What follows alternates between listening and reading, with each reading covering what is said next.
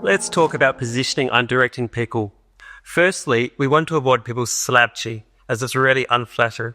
We also want to avoid the double chin.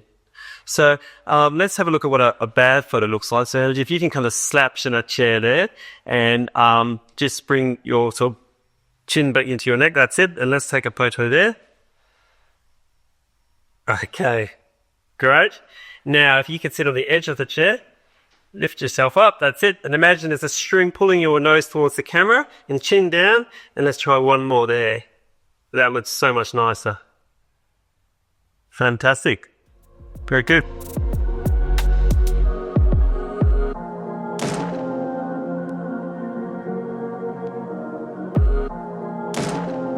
For mid and full length shots, avoid having your subject hang their arms straight down. You want arms and legs to be bent. It looks so much better and slims down the body. So suggest placing a hand in a pocket or on hips or folding arms. Let's try some of these with Angie here. So we'll move the computer out of the way.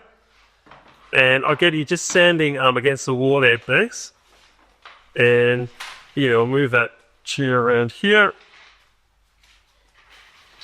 And if you could just have your arms straight down by your side there, and we'll take a photo there. Okay, and now let's try with our hands in the pocket. And if you can put the weight on one foot, that's it.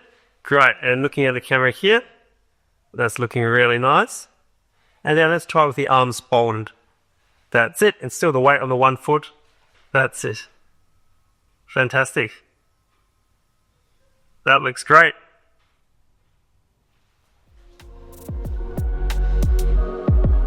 Think about if the subject looks best facing straight to the camera or if they should turn their body towards the window.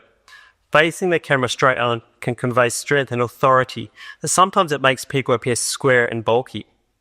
Traditionally, men are photographed straight onto a camera as they like to appear broad and strong, while women like the S-curve, so would often turn to the side and put their weight on their back foot. This naturally makes the front foot lighter and gives a nice S shape. Let's try some of these techniques with Angie. So facing straight to the camera here, we'll just move slightly that way, and then facing straight to the camera. That's it. That's it. Yeah, now put the weight on the one foot, and we'll have the hands in the pockets then. That's it. Great. Yeah, let's try one there.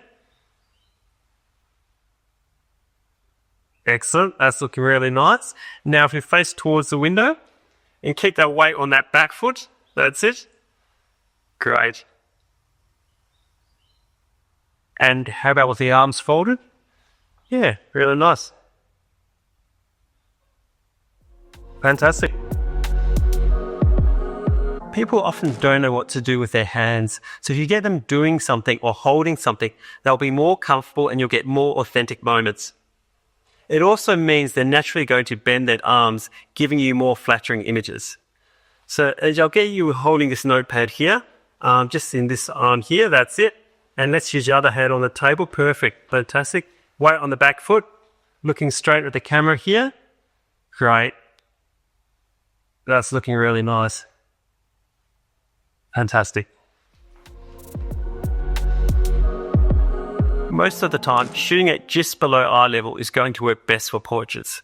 This means the camera is slightly pointed up and makes people look strong and powerful rather than diminished.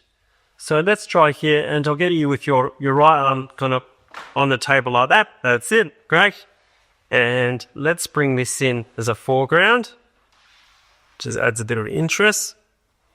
And if I'm just slightly below your eye level here, and yeah, if you're looking straight down there, that's really nice.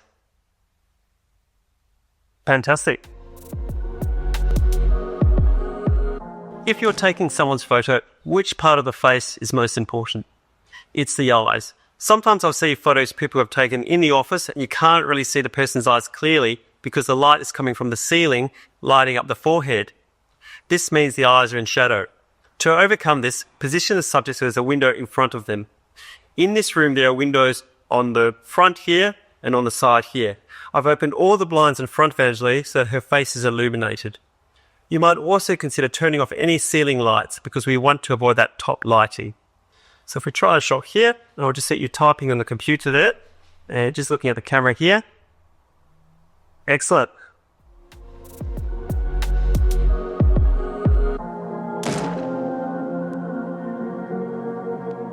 If you haven't got a suitable window, somewhere near the entrance to an exterior door works really well. Not only does it mean you avoid the ugly ceiling lights and have great front lighting, but it can also provide a nice frame.